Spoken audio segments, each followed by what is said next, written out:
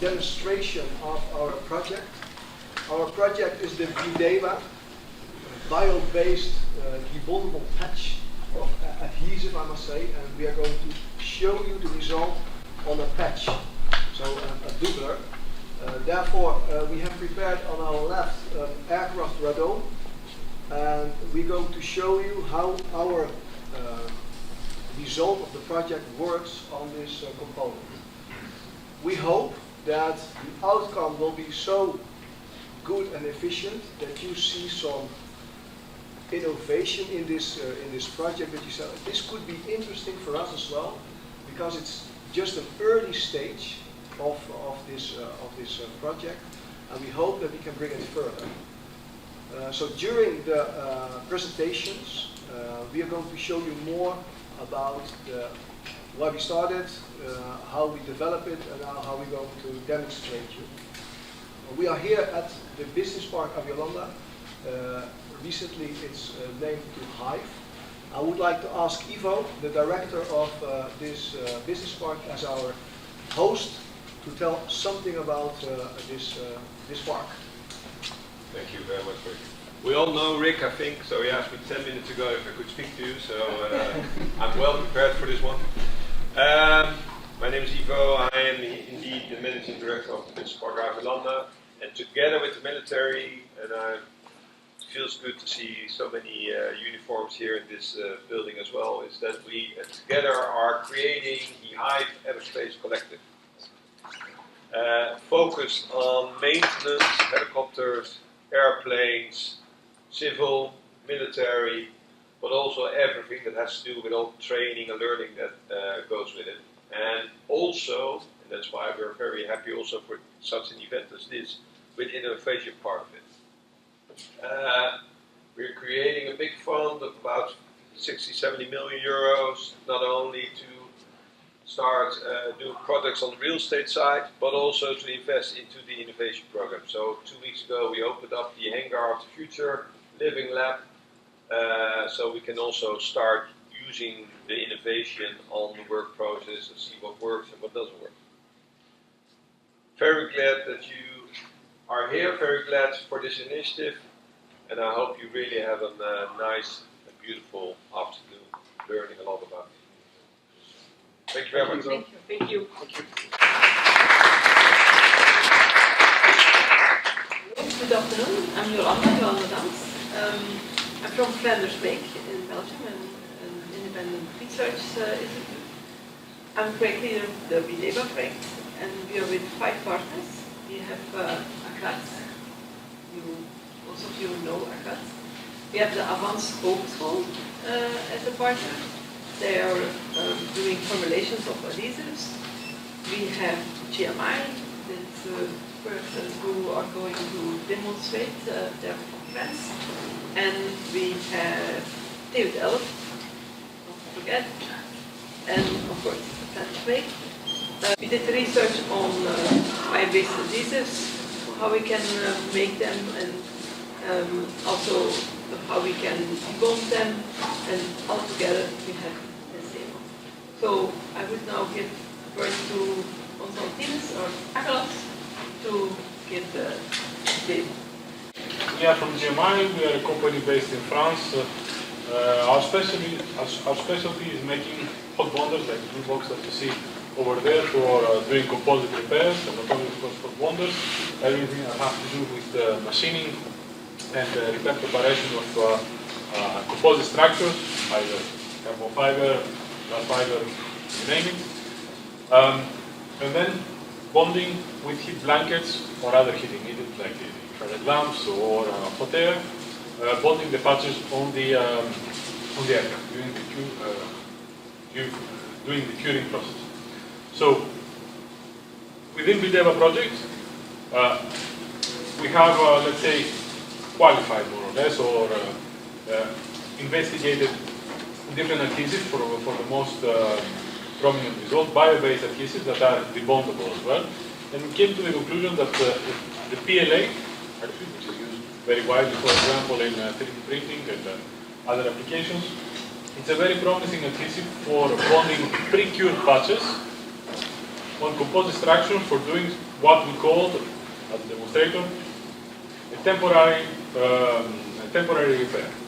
The idea behind that is that we have a damage, for example, on an aircraft structure, secondary structure that will happen off base, for example, half the way across the world, only since we have militaries, a battlefield damage that can be quickly implemented on your structure, as I said, with the pre-cured pads and using the PLA adhesive that has sufficient, of course, strength for the airplane, the aircraft, in any case, to come back to base, to do a permanent repair, or in the case of military, for example, to continue to be operational in a hostile environment, or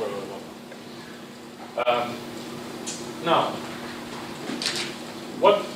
and of course, at the end, let's say, of the operation, or when the aircraft will be back in base, you will be able to remove, by using heat, you will be able to remove the patch, clean your structure, relatively easy to do, and then apply a permanent repair, like complete aerospace grade materials for doing a composite patch repair, for example, in the Aero, whatever the structure is, a temporary repair. We will not be doing any surface preparation on the structure itself. So in this case, the only surface preparation that you would do, for example, for an aircraft structure would be just to lightly sand the surface to remove the paint, so that you have structure to bond to. Here we have a radome. Radomes are generally repaired from the inside. This is a good scenario for us. So there is no paint on the inside. The structure is ready to be bonded. So simply we'll just put the patch with the adhesive. The adhesive is always slightly larger than the patch itself. So the repair. So now we are not going to use that because in this structure we don't have the copper mesh, so we're going to bond. Already wrapped in nylon. Just place. It's simply non-perforated nylon, actually. That it's very standard in composite repair. You just place this on top of your.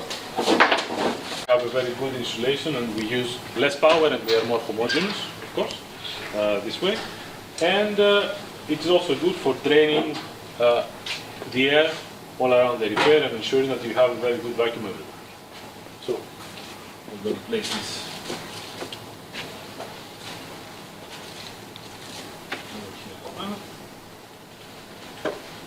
And then, last but not least, we'll put our seal and tape all around. We could have started by putting the seal and tape all around and then putting everything inside. De kopjes.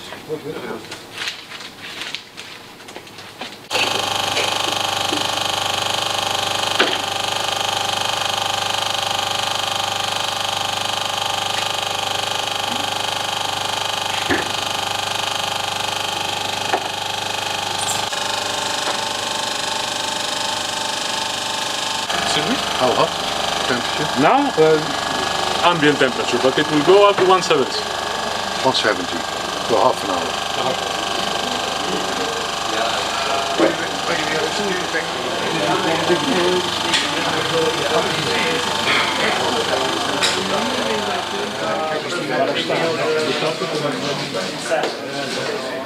We're going to go on with the presentations. It's around an hour for presenters, so now Sandro will start. He's from the field. As I told you, many different adhesives for many different purposes. It's very similar to today. Already in the past, materials were tailored to the applications. The variability that we have, it's mostly related to the use, as I said, to the geographical location. Since these materials are manufactured from plant mostly and animal material, different plant and different animals were available in different parts of the world, so they were exploited for making different types of adhesive. And also chronology, it's very important. You may have wondered at the beginning of the presentation what an archaeologist can contribute to a project like that one. I hope that this short presentation showed you that from natural material, from stone tools that were used hundreds of thousands of years ago, there is something that we can learn, that we can take inspiration and bring it to what we are doing today, to our technology to better our technology. And this is actually what we did in the project, in the BiDebA project. The archaeology was only the starting point to give inspiration for the exploration of new renewable and sustainable materials. And now I will leave the floor to my colleagues that will show you how we went to the different process of selection of the final material for the final demonstration. Yeah, thank you very much.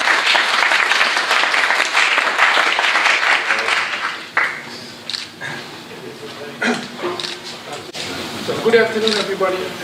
My name is Lucas van der Akker. I'm from Avans University of Applied Sciences. And I'm here together with the research team who worked hard on achieving a nice demo we see today.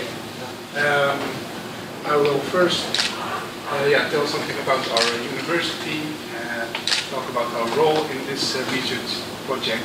And after that, my colleague Dennis will present more in-depth research we did on the BLA adhesive. So short about Avans.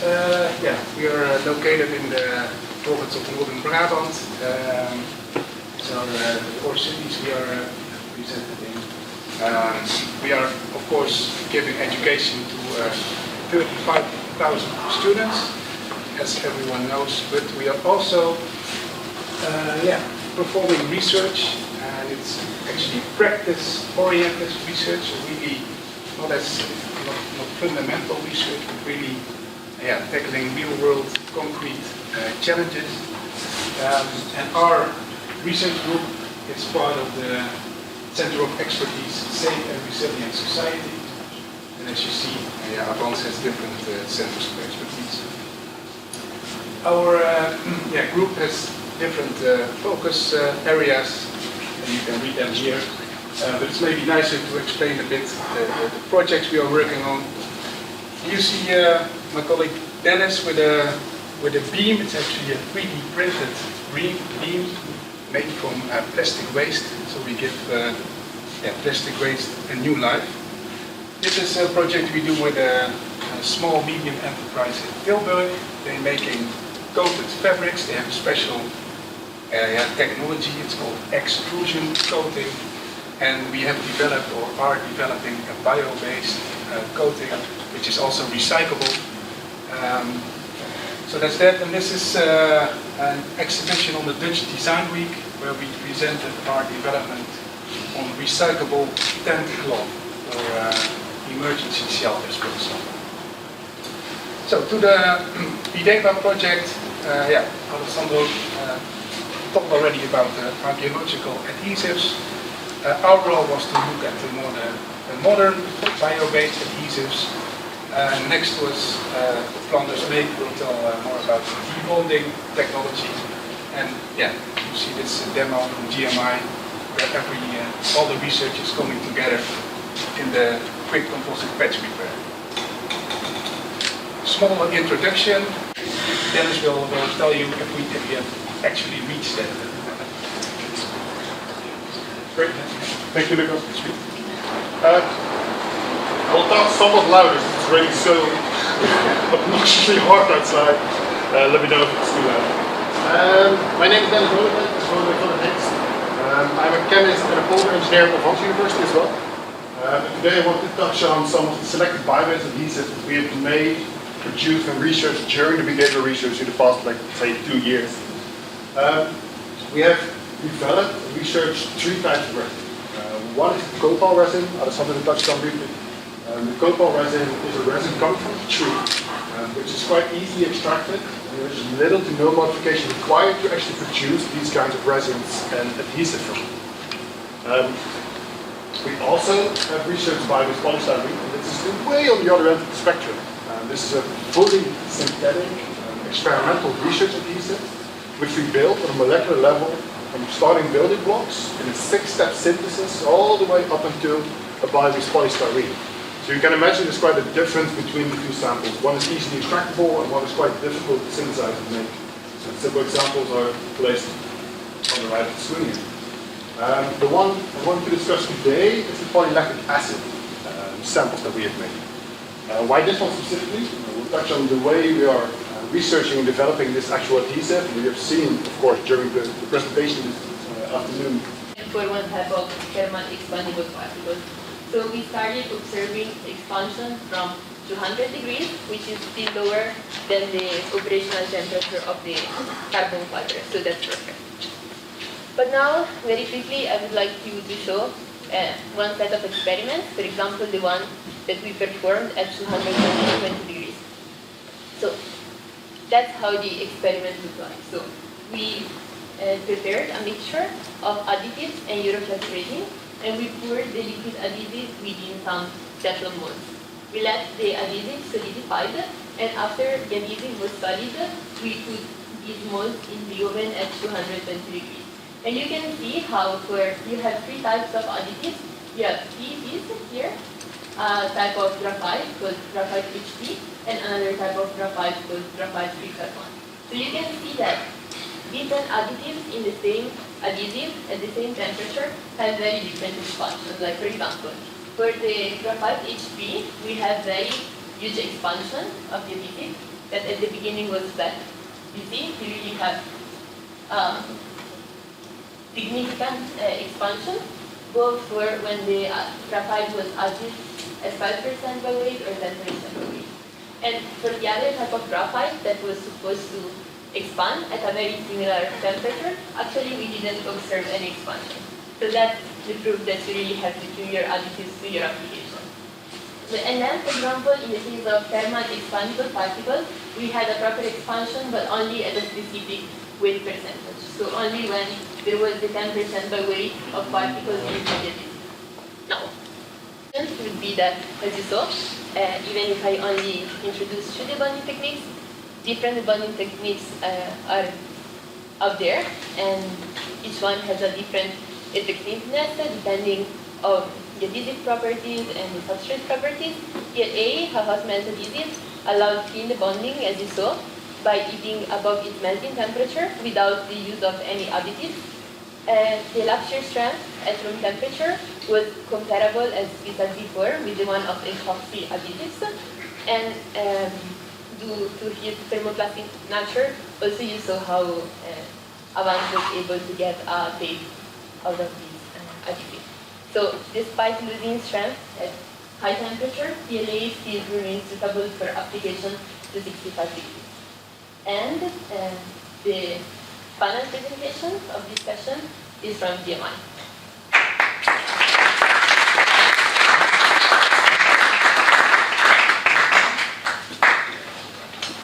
Thank you, Elena. Thank you. Hello, everybody. So, allow me to say a few words about the company GMI. GMI is a French-based company in Paris. They are research and development department, production design and engineering also. And we have branches around the world with many companies and MRO centers, and training centers, institutes, universities. There are clients and representatives all over the world. Our specialty, as Konstantinos mentioned, is the composite parts repair in aerostructures and wind blades. We offer solutions for composite parts repair in different types of materials. We offer hot bonders, heating equipment, surface preparation and tooling, and positive pressure systems, and all the necessary tools for making parts repair on composite structure. It's difficult to have. You must procure large quantities. You must store these quantities in the freezer. After a few months, they are expired. You need to throw away. So all these limitations are, let's say, resolved by the use of thermoplastics adhesive, especially Biobased PLA adhesive. So Thank you.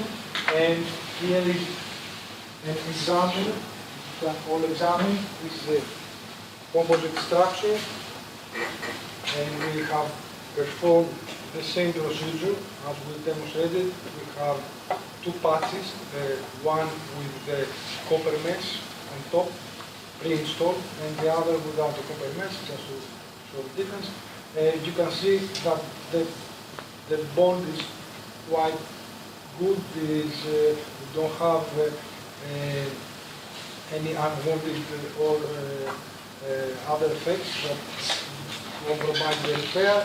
And especially for this type of application, we want to have a quick patch repair, and we think it's very promising. So you can all examine, if you like, the sample here. You can examine the patches and the adhesive that we use, and of course, at the end of the presentation, we will demonstrate how to debond the part, which is also very important. So I don't know if you have any questions or any comments. Yes, thank you very much.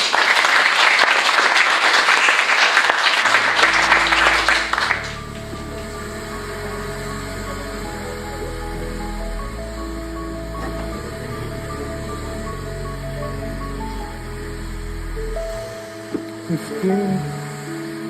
$20,